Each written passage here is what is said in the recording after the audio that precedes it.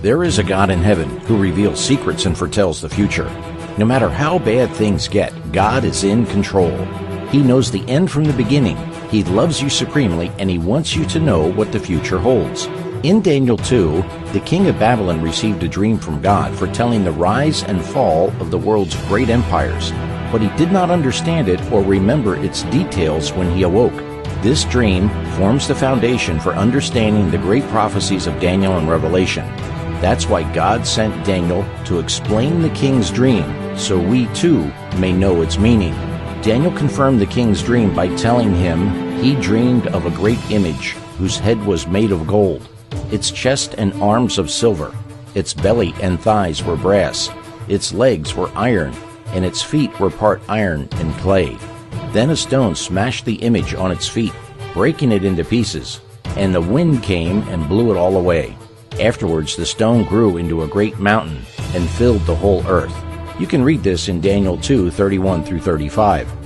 Next, Daniel explains the dream, which is found in Daniel 2:37 through 45.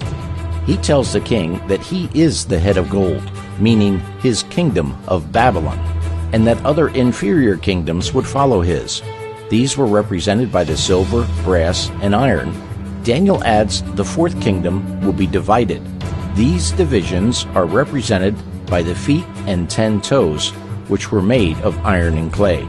History tells us God's prophecy was true. Babylon, the head of gold, ruled from 605 BC to 539 BC, at which time the joint forces of the Medes and Persians under command of Cyrus the Great destroyed Babylon. The Medo-Persian kingdom ruled from 539 BC to 331 BC. The Medes and Persians were represented by the chest and arms of silver, one arm representing the Medes and the other the Persians.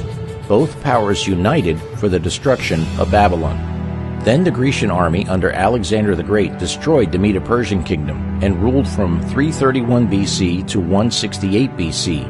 Greece was represented by the belly and thighs of brass. Rome was the kingdom of iron which destroyed Greece. Rome ruled with its cruel iron weapons from 168 BC to 476 AD. The Roman imperial capital, or its center of power, was originally located in Rome. Then Emperor Constantine relocated and refounded Rome's capital in Constantinople, holding its dedication on the 11th of May in the year 330 AD. Thus, the two legs of iron on the statue represent the two governing regions of the Roman Empire, the one being in Rome and the other being in Constantinople, the one religious, the other political.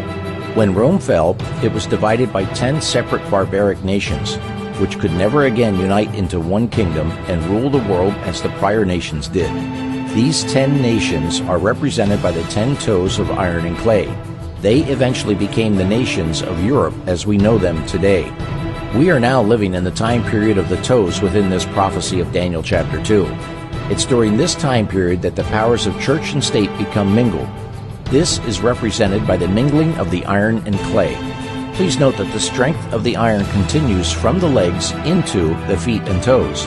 The Iron Kingdom of Rome was a cruel, persecuting power. The mingling of church, represented by the clay, with the state, represented by the iron, will bring persecution upon God's people as the church uses the power of the state to enforce its decrees. This is exactly what happened during the Dark Ages that followed the fall of the Roman Empire. Finally, by reading Daniel 2:44 and 45, we clearly see the stone which smashed the image on its feet represents the coming kingdom of God, or the second coming of Jesus. The prophecy says that in the days of these kings, or during the days of the toes, the days we are now living in, God will return and set up His kingdom. Isn't that exciting? This means the next great event to happen within the prophecy of Daniel 2 is the second coming of Jesus. Since the Bible has accurately predicted these events over the course of 2,600 years, you can be sure the Bible is a book that can be trusted, and you can know that God is still in control. Please remember this information because it provides the framework of time for which many of the other prophecies are built. I encourage you to draw close to Jesus every day through your own personal prayer time and Bible study. May God be with you. To learn more, email stmedia.co@gmail.com with your name and address for the free book, The Great Controversy Between Christ and Satan. Available within the continental United States while supplies last. Outside the continental U.S., we'll send you the book in PDF format. So please email us today with your name and address, and we'll send you this free book, The Great Controversy, Past, Present, and Future. That address again is stmedia.co@gmail.com.